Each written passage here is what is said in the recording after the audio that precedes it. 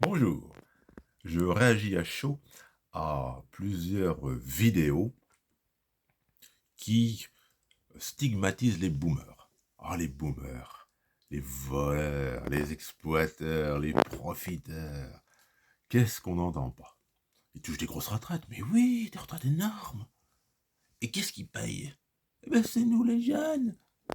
Les jeunes, on a du mal à trouver du boulot. Hein, et puis il faut payer pour ces vieux-là. Ah. Bon, soyons un petit peu sérieux. Toute époque,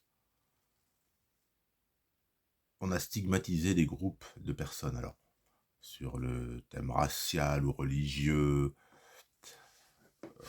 dans les années 30, par exemple, on disait, bon, tout le monde sait de qui il s'agit, donc on disait, bah, c'est leur faute à eux, ils sont propriétaires de l'argent, c'est à cause d'eux qu'il y a eu des guerres, c'est à cause d'eux qu'il va y en avoir d'autres, ils sont responsables de tous les maux. Et puis bon, voilà, ça s'est terminé par la Shoah. Bon, tout ça est abominable. Alors, les boomers, c'est la grande mode. Attaquer les boomers, les boomers, les boomers, les boomers, les boomers. Bon. Alors, je voyais récemment sur une retraite, la retraite géante des boomers. Le boomer, justement parce qu'il est boomer, a systématiquement une grosse retraite. Le vampire. Et c'est les jeunes qui rament au boulot, qui payent ce parasite. On croit à rêver. On croit à rêver. Alors, les boomers ont bénéficié, sans voler quoi que ce soit à qui que ce soit, d'une période où le chômage de masse n'existait pas. Dans les années 60, il n'y avait pratiquement pas de chômage. On a commencé à parler de chômage en France en 1973 avec le premier choc pétrolier. Et là, tout le septennat de M. Valéry Giscard d'Estaing, ça a été une montée continue, très rapide, du nombre de chômeurs. Quelques mois avant l'élection de 1981, M. Mitterrand, qui allait être élu,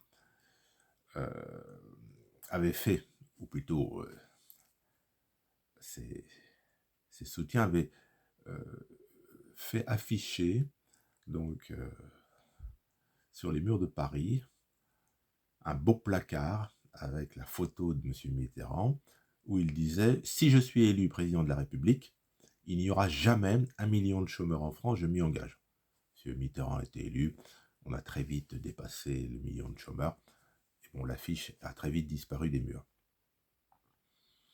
Mais les boomers ont volé personne en trouvant facilement du travail. Et il est vrai que dans les années 70, 80, on pouvait plus facilement qu'aujourd'hui connaître un développement dans son emploi. Aujourd'hui, c'est différent.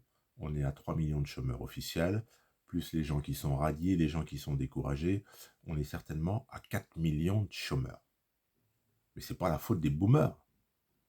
Alors, le boomer recevrait par définition une retraite géante, une grosse retraite. Ils en ont plein les poches. Oh là là. Regardez-les, ils passent là. Les camping-cars. Les boomers. Oh, les boomers. Faut les arrêter, il faut les mettre en camp de rééducation. Les boomers, les boomers. Bon, soyons un petit peu sérieux. Je vais vous parler de ce que je connais, qui est le régime de retraite des salariés du privé. Quand on est salarié du privé, la retraite, elle est calculée sur les 25 meilleurs salaires, les 25 meilleures années de salaire d'une carrière professionnelle. Sachant qu'il faut un certain nombre d'années de salaire pour avoir droit à une retraite à taux plein. Donc, si un salarié a eu une carrière au SMIC ou un petit peu supérieur au SMIC, et il y en a des boomers qui ont fait leur carrière au SMIC ou avec un salaire un peu plus élevé que le SMIC, ben, ces boomers, ils n'ont pas une retraite géante. C'est quoi ce délire? Ils n'ont même pas une bonne retraite, ils ont une retraite tout à fait modeste. Voilà. Et il y a des boomers qui ont du mal à joindre les deux bouts. Il faut arrêter ce délire de dire le boomer, il touche plein de pognon tous les mois. Mais c'est quoi ça, les gars? Réveillez-vous. c'est démentiel. Alors, certes, parmi les boomers, bah, ceux qui avaient des bons salaires, du style 4 000, 5 000 euros bon, par mois ou plus, bah, ils ont mathématiquement une retraite confortable, puisque la retraite de base de la sécurité sociale, pour les salariés du privé, je le répète, elle est basée sur les 25 meilleures années. On fait une moyenne et c'est ce qui sert au calcul de la retraite. Bon. Donc si vous aviez des salaires très élevés, vous avez aujourd'hui une retraite en proportion. Mais vous avez volé personne. Bon, ce que les gens ne semblent pas comprendre, ou font semblant de ne pas comprendre, c'est qu'on est dans un régime de retraite par répartition. C'est-à-dire que quand on est au boulot, on verse des cotisations en tant que salarié, l'employeur verse des cotisations de retraite en tant qu'employeur, et ces cotisations, elles ne sont pas capitalisées, elles ne sont pas placées. Ces cotisations sont versées pour payer les retraites de ceux qui sont actuellement en retraite. Et le fait de travailler et de payer des cotisations, eh bien, ça ouvre droit pour soi-même à une retraite future, quand on sera à son tour en retraite. Alors, aujourd'hui, on entend les boomers, mais les salauds, ils prennent tout le pognon, puis nous, on n'aura rien, les jeunes. Bon, fadaise. J'ai 65 ans, il y a 40 ans, on disait déjà la même chose. Oh, il n'y aura pas de retraite, vous ne vous rendez pas compte, les caisses sont vides. Bon, aujourd'hui, les retraites sont versées. Ça ne veut pas dire qu'il n'y a pas des difficultés pour équilibrer la retraite de base, la retraite sécurité sociale. Bien sûr, ce n'est pas tout à fait par hasard que l'âge de la retraite a été porté d'abord de 60 à 62 ans et de 62 à 64 ans.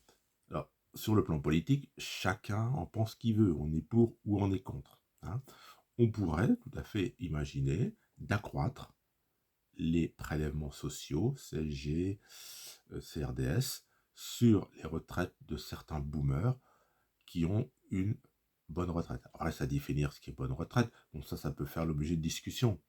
Il peut y avoir des aménagements, hein, mais les jeunes actuellement auront une retraite. Alors, effectivement, il y a des difficultés parce qu'il y a de moins en moins d'actifs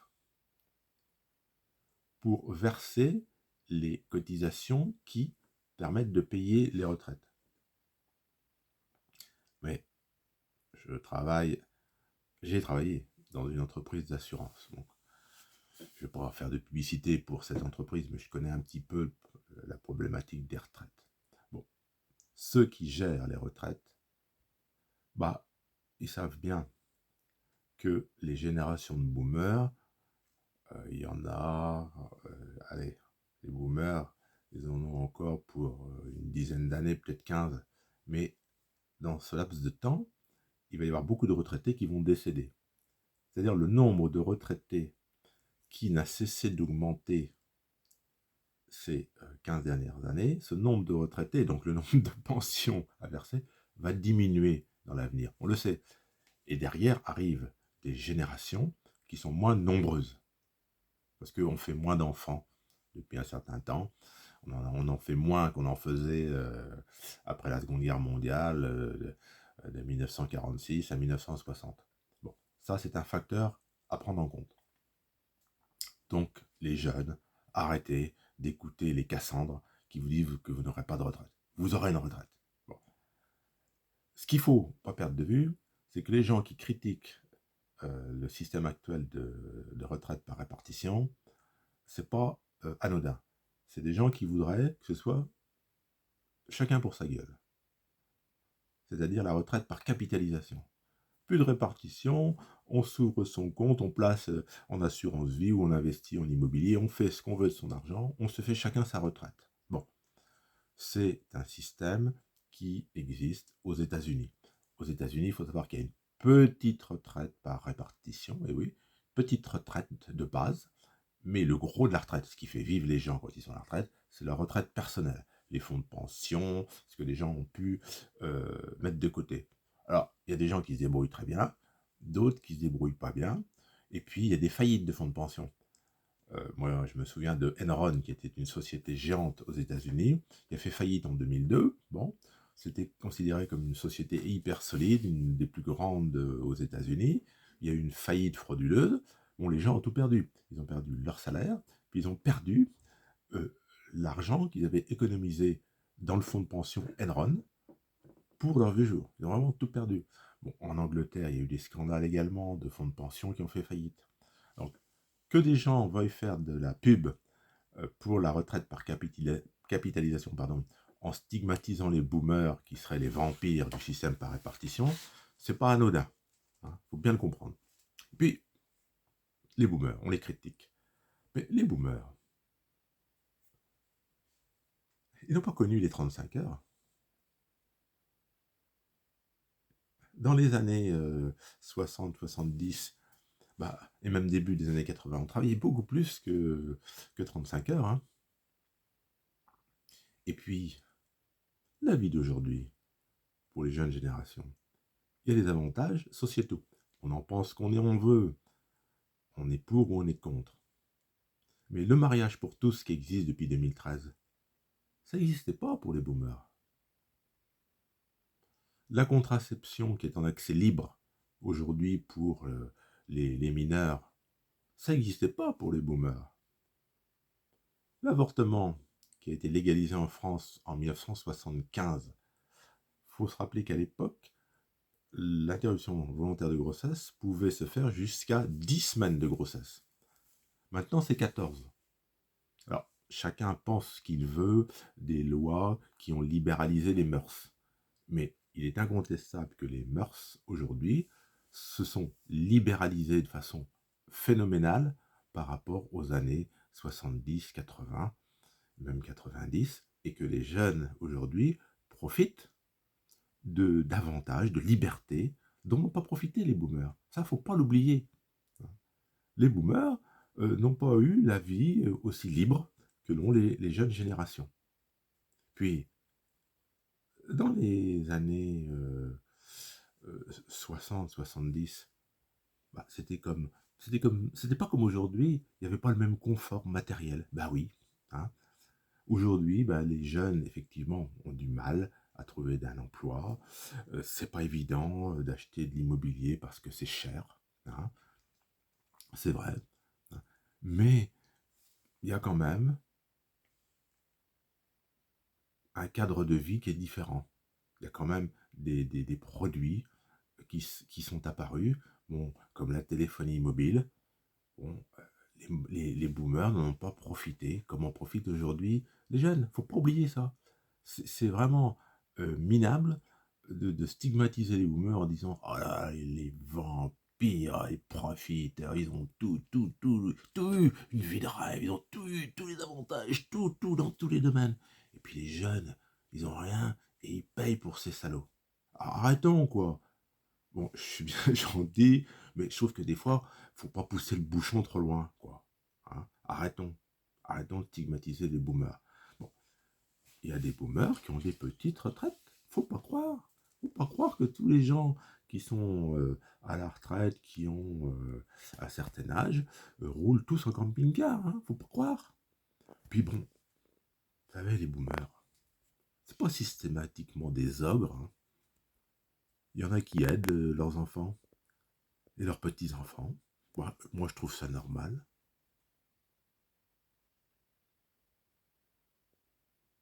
Et puis, les boomers, quand ils dépensent, on les voit dans les restaurants, les voyages organisés. Bah, ils font vivre hein, les employés parce que tout ça, les restaurants, les voyages organisés, ça fait vivre des actifs. Alors voilà, bon, je voulais pousser un petit coup de gueule, bon, pas bien méchant, bon, c'est pas trop mon style de râler, mais bon, je trouve que c'est tellement caricatural, c'est tellement minable, quoi, de stigmatiser comme ça une catégorie de la population. Ça prouve malheureusement que notre société se fractionne, se fragmente. Bon, on le voit bien à l'Assemblée nationale où les députés sont pas capables de former une coalition. Parce que ça aussi, ça me fait doucement sourire. En France, on a un régime de vote à 2 tours. C'est ce qu'on appelle le scrutin majoritaire. Parce que Général de Gaulle, qui est à l'initiative de la Ve République, voulait un régime présidentiel fort. Alors nous, on est le seul peuple d'Europe qui avons guillotiné à la fois le roi puis la reine, mais on adore notre monarque républicain. On adore qu'il ait tous les pouvoirs. Et donc actuellement, le monarque, monsieur Macron, chacun en pense ce qu'il veut. Là n'est pas la question. Il n'a pas de majorité absolue à l'Assemblée nationale. Oh, oh mais c'est terrible. Oh, bah non, c'est la démocratie, quoi. Bon, bah non, ouais. Parce que nos représentants, ils ne sont pas capables de former une coalition dans l'intérêt des Françaises et des Français. Parce que dans les autres pays européens, nos voisins allemands, espagnols, italiens, on ne va pas tous les citer, on vote à un tour. On vote à un tour à la proportionnelle. Ce qui fait qu'il est très rare qu'un parti obtienne la majorité absolue. Bon, c'est nos voisins européens, qui sont aussi démocrates que nous, ils ont des majorités relatives, ce qui fait que ça oblige les partis à former une coalition de 2 partis ou de 3 partis pour gouverner dans l'intérêt de tous. C'est très courant.